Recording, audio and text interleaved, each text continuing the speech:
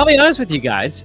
I don't know why we haven't really done a specific sell high show so far this season until today. But today, we rectify that mess with our first true sell high episode here on Old Man Squad Fantasy Basketball. We've had some of those hot and cold shows. We did one yesterday where there are some buys and sells kind of mixed in based on what players are going up and down the board and how I believe that's impacting public perception. But this is the first show where we're really going to laser in on 5 guys that are overperforming for very obvious reasons that might get overlooked by the general public, and where you can squeeze out a little bit of value by offering up a trade where you kind of split the difference between where a player's ranked right now and where you think they're going to be going forward. Welcome again, everybody, to the show. I'm Dan Besbris, your host. You can find me on Twitter at Dan Besbris,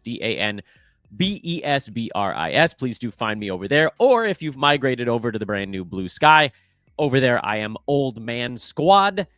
And on Instagram, it's Old Man Squad Fantasy, although that one just has the shorts. So short video feeds, those are also available on YouTube. We'll pop them up on the regular social media stuff as well. So the first two, probably the more important of them, but either way, it'll work.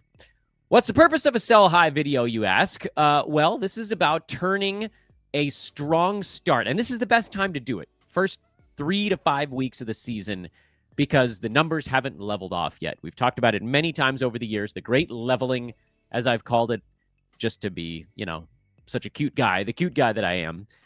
Because it takes about 20 games or so somewhere in the 6 to 8 week window, for players to kind of show you what they're really going to shoot in a given year.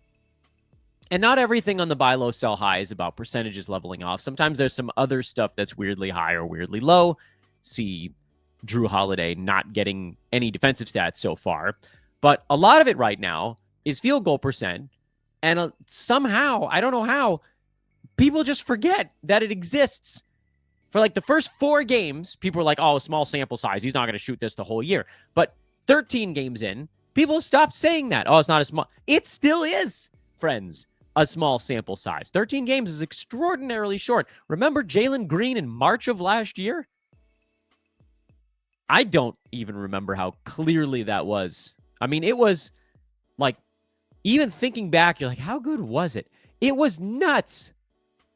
Jalen Green in March of last year, like, this is a guy we're talking about that's often outside the top 200 for long stretches. And in March of last year, he was number 17 in all of fantasy sports. 17. It was like the first 3 games of this year, but for an entire month, this stuff does happen for 15 to 20 games, and then all of a sudden, boink, reality. And that is where we come in to try to cash in on it. BetOnline is the world's most trusted betting platform and your number one source for online betting. From the earliest odds, the earliest is great because then you get in at the juiciest time, to in-game live betting. BetOnline provides you with all the action and the ability to watch those games as they happen. With, on top of that, the largest selection of odds on everything from football to NHL, NBA and college basketball, UFC and MMA. So head to BetOnline today. Get in on the action with America's most trusted site for online wagering. It's BetOnline. The game starts here. Let's get into the meat of this stuff. We've been ignoring these sell options for way too long. It's time to cash in. Player number 1, and we're going to work our way down the board from current rank, is Nikola Vucevic, who's currently ranked number 9. Yeah, I know. That's a crazy number. And no one that you try to sell him to is going to believe that Vooch will stay at number 9. But what they might believe is that he's going to be significantly better than last year. Here's the thing. You might not believe this, but Vooch actually has a lower usage rate this season than he did last year. I bring this up as a talking point because last year, Vooch was ranked number 51 in 9-cat. He was taking 16 shots a game, about 2 free throws, and he had about 3.3 assists per day. This year, he's taking 14.2 shots per game, around 2 free throws, and about 3.2 assists per game. In fact, the peripheral numbers for Vuce are down almost all the way across the board. Rebounds are down under 10 for the first time since 2017, 2018. Assists are the same. Turnovers are the same. Steals are the same. Blocks are the same. Everything, free throw is a little bit better, but nothing crazy. I mean, he's a career 77%er, but that's because the first 6-7 years of his career, he was not very good. Last 6 or 7 years, he's been, low to mid 80s. So nothing weird there. There is really one thing with Vuce that's extremely weird right now. It's his three-point percentage. Vuce is a career 34.5% three-point shooter that this season is shooting a career best 46.5% from three. But that's not even the entire story. Overall, field goal number, Vuce is shooting 58% from the field overall. That's all shots. That's twos, that's threes, layups, mid-range, whatever. And we can get into the details on, his shot profile changing, blah, blah, blah, blah, blah. Here's the thing. Here's what you guys need to realize. Players are who they are, especially when they're getting older. And Vuce is not like an old guy, but he ain't young anymore. He's been in the NBA for like 13 years. That's old enough. He's not just magically going to turn himself into a monster of efficiency that he wasn't in the past. Vuce this year is shooting 64% from two. That's 4% better than any season he's ever had. His effective field goal percent this year is 65.5, with a previous career best of 57. And that was 2 years ago with Chicago. Do we really think that he's not only going to set a career high, but absolutely blow it out of the water in every shooting metric? Or do we think that Vuce is having a really good shooting 16-game stretch? What's more reasonable? What's more likely? Let's, for argument's sake, say that he is going to set some career highs this year. Okay, is it going to be this crazy? Hell no. So let's say he comes down from 58% overall from the field to what his career best was prior to this, which was 52%. That happened, by the way, 2 years ago in Chicago. What does that put him? Well, that was almost the exact same usage that year when he shot 52%. And it was a good season. Make no mistake. Like, it was a good Vuce year. I shouldn't say...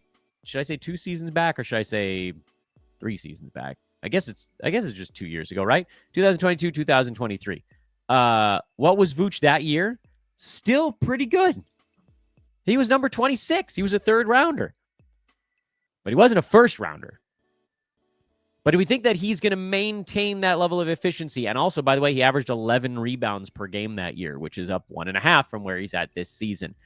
If you take his percentages and you crank them back down to only his previous career best, Vuce goes from being a first rounder to more like a late third rounder. Like early to mid 30s kind of thing.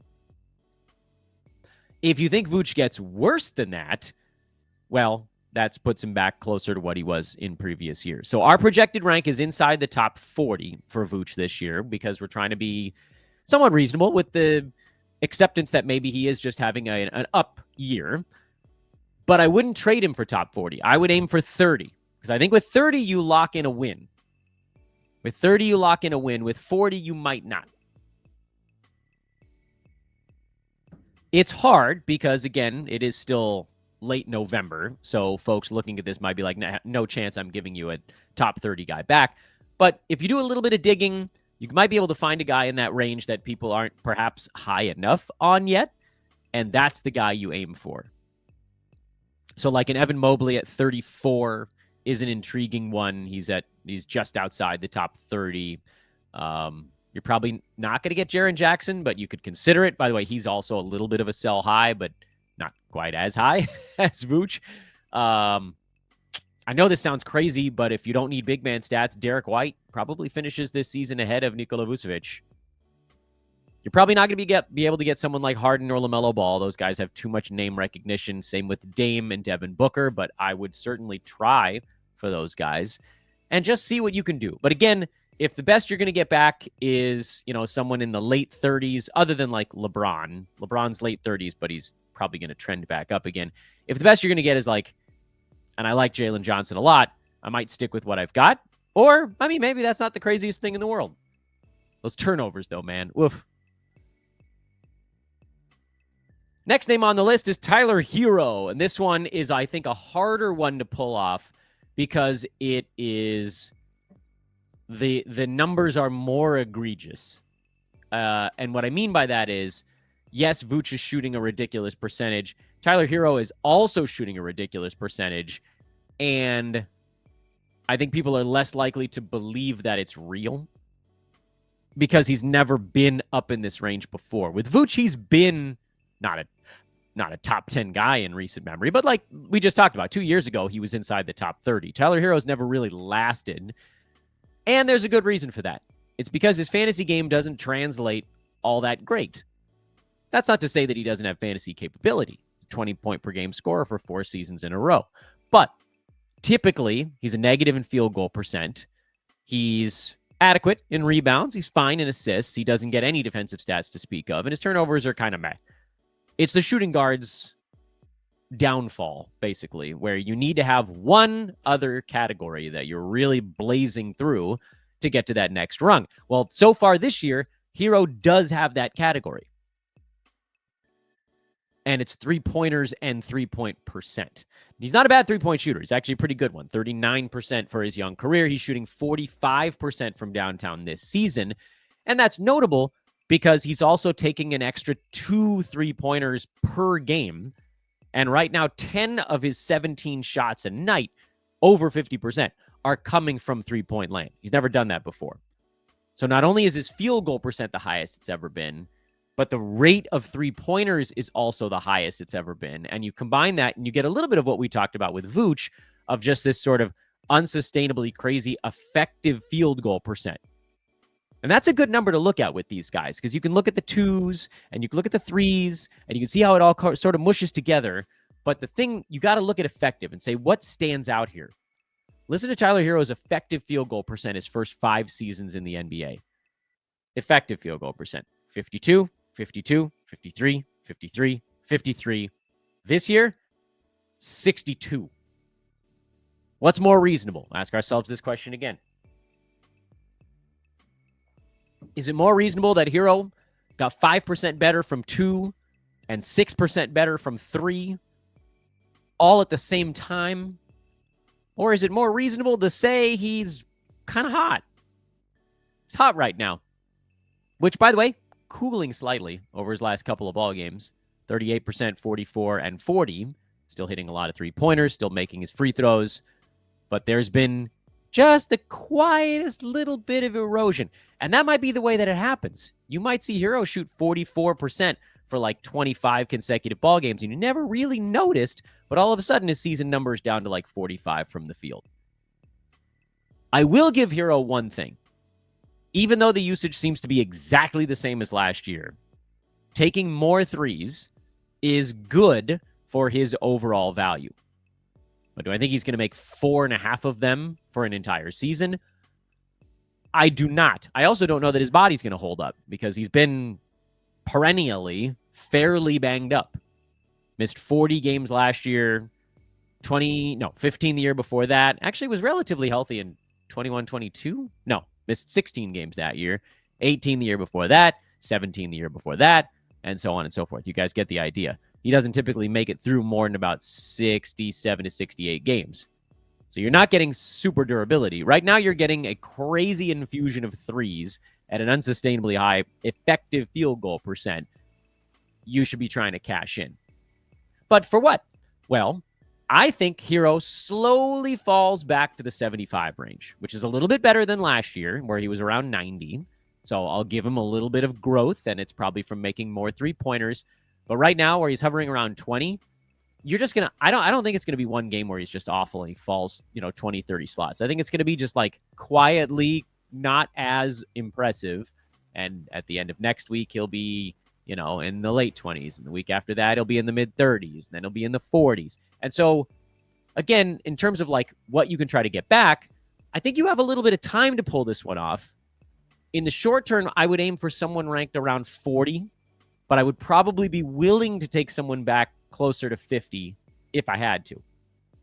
Because there's some guys in there where you can pretty much lock it in. Like Zach LaVine is basically so far this year what Tyler Herro wants to be long-term, which is what he's doing this year, but kind of sustaining the percentages and then with the threes kind of coming back down to earth. If you could get someone like Siakam, wait a minute, where the hell, what's this board I'm looking at right now? Zach LaVine is an interesting one. Pascal Siakam is an interesting one. I don't think you could get his teammate Adebayo, but if you could, I would. You're not going to be able to get Jalen Johnson. You're aiming too high there, I would think. Michael Porter Jr. wouldn't be a terrible target, I don't think. Looking at some of the other names here, that might be about as far down the board as I go. So those are some of the ones to look at. And if you wanted to go a little higher, you'd have to take somebody back that had less name power, like a Brook Lopez, which a little iffy. The other guy would definitely take it, and I would call that one kind of fair. Third name on the list today is Josh Hart, who's currently ranked 23rd. By the way, that's pretty awesome. It's fun to root for Josh Hart. He's 27 on Basketball Monster. He's 23 on Yahoo because he's averaging 14, 9, and 6, but that's not the big thing. The big thing with Josh Hart is that his percentages right now are at 60 and 86. The problem with Josh Hart is that I don't think anybody actually believes that this is a thing that's going to stick. So yeah, you're trying to trade away somebody who's ranked in the 20s, but you're trading a guy who people are going to have reasonable skepticism of. Because right now, Josh Hart is shooting, wait for it, 76% from 2. 76, I say again, percent from 2. That's like 7-1 dunk type shooting from 2. He's a career 75% free throw shooter who happened to shoot 79% last year, who's at 86 right now. There's a lot that's coming down. Also, if the Knicks ever happen to get healthy, Precious Achiuwa might come back, Mitchell Robinson might come back, Miles McBride might eventually come back. That's going to bring Josh Hart's minutes down from 37 to something maybe a bit more manageable, like a 33, 34. All of these things are pointing the wrong way. And I love Josh Hart. Don't get me wrong. You guys know I love those out-of-position rebounds. It's something that we've talked about on this show 1,000 times over the last half decade. But we have to be reasonable human beings. And Josh Hart is so far out over his skis in value this year that you got to cash in while you can. And so I think he falls back at least to top 70. He might even end up falling farther back than that. Down the stretch last year when he was playing 40 minutes a game, he was a top 60 guy. So I'm trying to create some sort of buffer here. But I think you might be able to get top 50 back for him right now. If you guys are ever trying to figure out like why there are weird pauses in the show, sometimes it's because I actually have to pause the show. And that time was because one of my kids got home from school and loudly announced that a tooth fell out. So congrats to big guy for dropping another chomper. But on the Josh Hart front, this one I think you might want to move. I want to say ultra fast. I think you probably have a little bit of time on this front. But if you wait, the teams you're trying to trade with are going to be more and more skeptical because they're going to see people start to come back for the Knicks. So I think with this one, you want to move somewhat quickly. And I think you might be able to get someone in that 50, 55 range that perhaps is also maybe overachieving a tiny bit. You might be able to find another team that's trying to get rid of a sell high. I don't think you're going to be able to get too many lows there. You might have to aim lower if you want a big name buy low. So someone like a Jamal Murray would be a buy low medium name guy that's a little bit farther down the board. You might be able to get, I don't know if I would go Chris Paul. I think he might fall off a bit as the year goes also. I do love me some Chris Paul, though. Maybe you could go Brandon Miller. I just talked about Michael Porter a minute ago. He's an intriguing one. I don't think you're going to get Zach LaVine. You're probably not going to get a guy who's a massive scorer because whoever wants Josh Hart probably wants him, probably doesn't have that many scores, but maybe they want to give one up to you. So they both sides may be trying to put one over on the other one. Jakob Poeltl is not a crazy one, although he also is a bit of a sell high. Trying to think of who you might be able to get for Josh Hart. That's the tough one here. If you could get Brook Lopez, I think I would do it. And then who's the buy low in there? Who's the buy low? I'm not sure that there is one in that range. Those guys, like, other than Tyrese Halliburton, who you're not going to be able to get, I don't know that there's a buy low in the 50 range. You might have to go a little farther down the board. See, Tyrese Maxey's at 74. You're not going to be able to get him. Desmond Bane at 77. That might be one. See if you can get Bane. See if you can get Rudy Gobert. I don't want Paul George. But you could try. I mean, it's probably worthwhile because that's a lot of upside and someone's probably frustrated. Jimmy Butler at 81. We're going a little farther down the board here, but these are some buy lows. Lauri Markkanen at 86. Try that. See if you can pull that one off. That's just the kind of guy. Someone getting frustrated with their like third, fourth, fifth round pick, and you've got Josh Hart who's just punching along as a second rounder. Give that one a go. Fourth name on the list, and this one pains me to put him on there, is Dyson Daniels, who's number 29 right now. But we know enough to know that 3.1 steals is not going to stick. Also of note, Bogdan Bogdanovic working his way back into shape. DeAndre Hunter working his way back into shape. Young Zachary Risache slowly over the course of the year going to be asked to do little bits more. I don't think anybody's about to like take Dyson Daniels' job, but he's taking 13 and a half shots a game. And I don't think that was ever part of the plan for this year. So I would expect the usage to come down, which, yeah, I mean, he's a bad percentages guy, but you lose more in threes, points, and assists by losing usage than you do gaining in the percentages situation. And more than anything, 3.1 steals just isn't going to stick. It's not. He's at 4.1 combined defensive stats. I can't even remember the last time we saw anything even close to this. I feel like, you know, Anthony Davis, Jonathan Isaac, peak defensive stat years is the kind of thing we're putting through our brains right now. It's just going to come down. And the problem there is because his value, and he does a few things that are decent, but right now, Dyson Daniels' value is a positive compared to fantasy league average in just steals and blocks.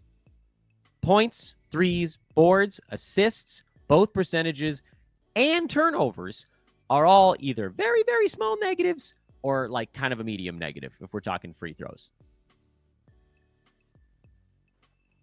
And so the problem then is, and this was like the Victor Wembanyama thing from the second half last year, which it's still a little bit of a thing. When so much of your value is tied up in one statistical category, when Wemby was at like 4.5 blocks those last 2 months, any peel back on that category and the numbers, and this is maybe where math gets a little bit goofy, you fall like a boulder down the board. Now for Wemby, I think it was a little bit different because he was so good at blocks that even if you took a little bit away, like still obviously extraordinarily valuable.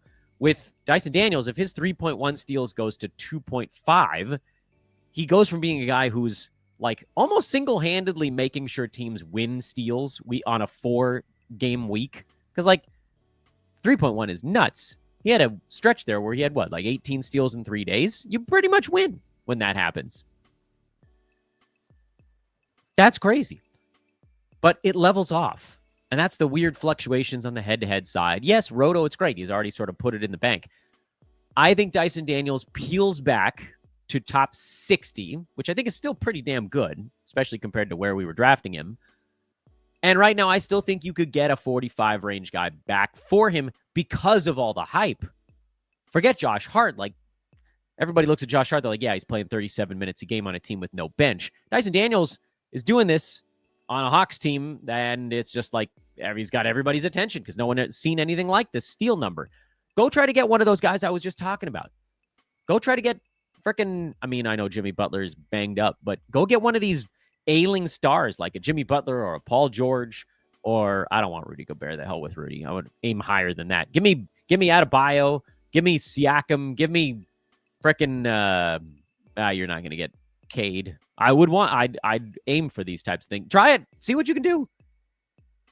On Basketball Monster, he's still ranked ahead of Dame and Devin Booker. That's not going to happen, but try him. Try it out. Try Mobley.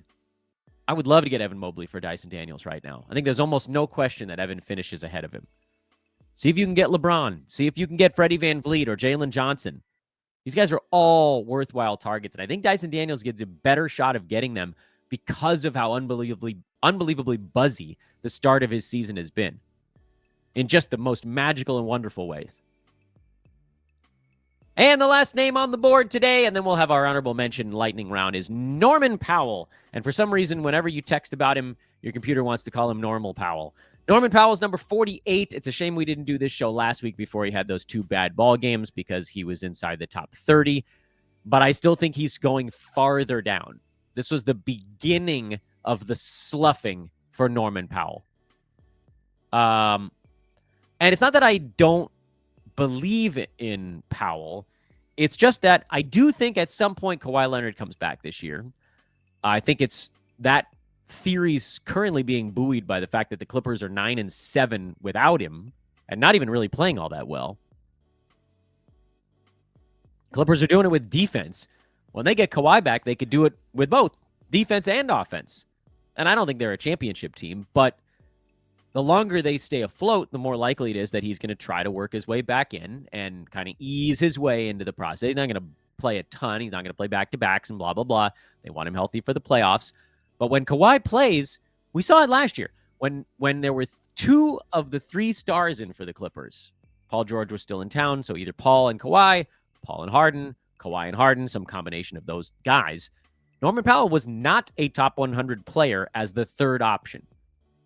He's been a top 50 guy as the 2nd option with his percentages probably about as good as they were going to get. Now, they've tapered off a bit in the last couple of ball games. Remember, he was in the mid-50s. Now he's down to 49. This is a little bit more repeatable. Mind you, the 4 3-pointers probably come down a little as well. So, top 60 as the number 2 option, still attainable. Top 70 still attainable. But I have him as a top 100 guy. Once Kawhi's back, and it might not even be that good. So if you can get a top 75 guy for Norman Powell right now, I would do it. Especially if you can target someone who's a little bit of a buy low that might be a little bit behind that. We just talked about Jimmy Butler. See if it'll work. Miles Turner is a little bit of a buy low, mostly because of his free throw percent, but actually kind of a little bit of both percentages and high turnovers. See if you can get Desmond Bane. See if you can get Maxey or I stopped myself short. Yeah, I would want Jamal Murray. Go Jamal Murray as well. Austin Reeves, I think I would rather have. Jalen Suggs, I would rather have. There's a lot of names between 50 and 85 that I would rather have over Norman Powell, who just have that better full season outlook. And I think a lot of people, and the reason this one I do believe has a chance to work is I think a lot of folks don't believe Kawhi's coming back. And I don't know, they might be right. But I think he's going to try to play. What that means, remains to be seen. But I think they want him to play. The fact that the Clippers are hanging in there is good. We're getting these very vague updates once in a blue moon. But it does sound like Kawhi is trending in the proper direction. And when he does, I think you're going to really wish that you had gotten someone with any kind of name recognition value for Norman Powell. And very quickly, here's a list of players that almost made the list but did not. Jaren Jackson Jr., because he's shooting too hot right now. But I don't know if you're going to get anything better than where you drafted him. Darius Garland, who had a terrible game. He would have been so good for this show if we did it 3 days ago. Oh, well. If you can get someone inside the top 50 for Garland, I still would. Jordan Poole, finally starting to show signs of slowing down a little bit. If you can get someone in the top 50 for him, you do. Cam Johnson, he's been great so far. I don't think it's going to be a quick and dramatic fall off for Cam. I think he could actually roll at this clip for a while. But if you can lock in a top 60 kind of guy, I would do it. Tari Eason, way, way, way over his skis on defensive stats. I love Tari Eason so much. He was on our board of guys to take a late flyer on. So I'm high on him, but not this high. Go for a top 75 return if you can get it. Jakob Poeltl is in the 40s right now, but his whole team is injured. See if you can get a top 70 guy back for Poeltl. And then if you want to try to do something tonight before, I don't know, it might already be too late, Dalton Knecht. This, by the way, I'm recording this show before the Lakers game against the Magic, so this might be totally moot. If Knecht gets completely shut down by a very good Orlando defense, just throw this one out the window. But if he has a decent ball game here, trade them fast. Like, hype is your ally in sell highs. There's like this weird front window and back window for sell highs. And most of the guys we talk about on these shows are kind of the back window, like the guys that have done it for just long enough where people believe it's real. And then the other side is, like, if we did this show when Dyson Daniels had that like 9 steal game or whatever it was, you just capitalize immediately on everybody's eyes bugging out of their heads and their tongues rolling down on the floor like the wolf cartoon. Or like Jim Carrey's The Mask character. Odd reference to finish up today's show with. Anyway, thanks so much for listening, everybody. This is our first official Sell High episode of the season. I don't know why it took me so long, but fear not, we will have more. Let's go cash in together. I'm Dan Vespers, at Dan Vespers on Twitter. I expect you to find me over there, at Old Man Squad on the brand new Blue Sky. Like button, por favor. Subscribe button, please. And iTunes, Spotify, folks, please throw that 5-star review on. Somebody dropped a 1. What a butthead. Didn't even write why. Got a hater. Oh, well. Can you guys help me try to counterbalance that? Hugs and kisses. I'll see you guys a little bit later on today. So long for now.